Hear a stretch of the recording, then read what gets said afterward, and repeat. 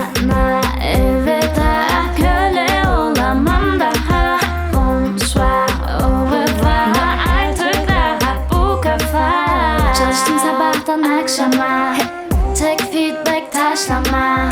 Eleştirmek için saçmala, aman sakın yavaşlama. Bir gün bile rahat vermiyor, ne o çok bekledim düzelmiyor.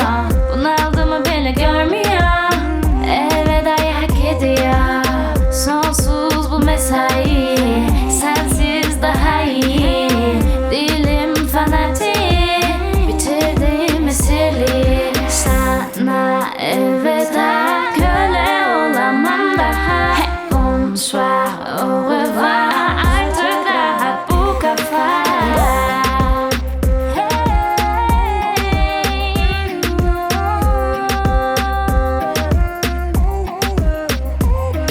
Sana elveda, köle olamam daha. Bonsoir, au revoir, artık rahat bu kafa.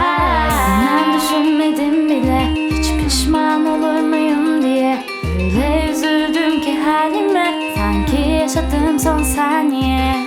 İnan düşünmedim bile, hiç pişman olur muyum diye. Öyle üzüldüm ki halime, sanki yaşadığım son saniye. Sana elveda, köle olamam daha. Bonsoir, au revoir, artık rahat bu kafa. Girdim başka bir dünyaya, gündüzler bile döndü rüyaya.